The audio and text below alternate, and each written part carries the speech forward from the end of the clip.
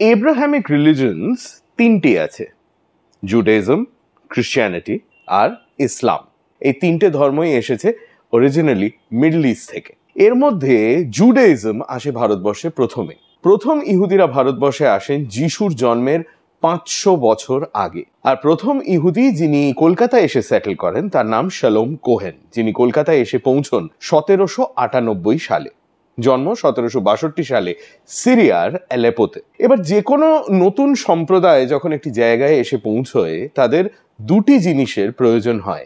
এক হচ্ছে মৃতদেহ সৎকার করার একটি জায়গা, এবং দ্বিতীয় হচ্ছে পুজো করার বা ওয়ার্শিপের জন্য একটি জায়গা। খ্রিস্টানদের আছে চার্চ, মুসলমানদের আছে মসজিদ, ইহুদিদের আছে সিনাগগ।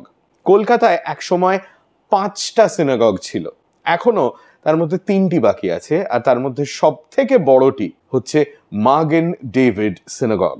মাগেন ডেভিড সিনাগগ তৈরি হয়েছিল 1884 সালে, আর তৈরি করার সমস্ত খরচ দিয়েছিলেন এলায়াস ডেভিড জোসেফ এজরা। হ্যাঁ, ইনি কলকাতার সেই বিখ্যাত এজরা পরিবারের একজন, যারা কলকাতায় ছিলেন রিয়েল এস্টেট মিলিয়নার্স। এদেরই একজনের নামে হচ্ছে এজরা স্ট্রিট।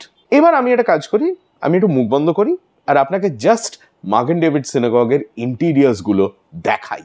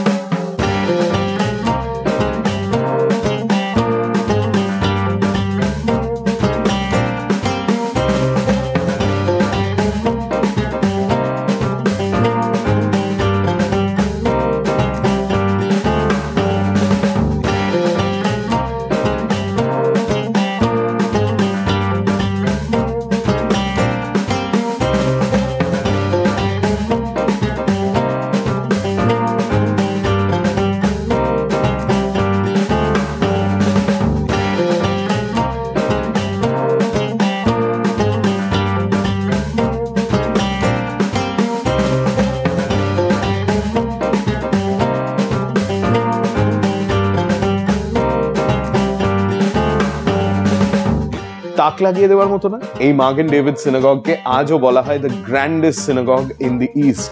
সিনাগগটি রয়েছে ক্যানিং স্ট্রিটের মোড়ে, আপাতত এএসআই এর তত্ত্বাবধানে, কাজেই এএসআই এর আর 5টা সাইটের মতো এটাও আপনি চাইলে ঘুরে দেখে আসতে পারেন। কলকাতার ইতিহাস সম্বন্ধে যদি আরো জানতে চান তাহলে ইনস্টাগ্রামে ফলো করুন আর ইউটিউবে সাবস্ক্রাইব করুন টু হাফ প্যান্ট হিস্ট্রি।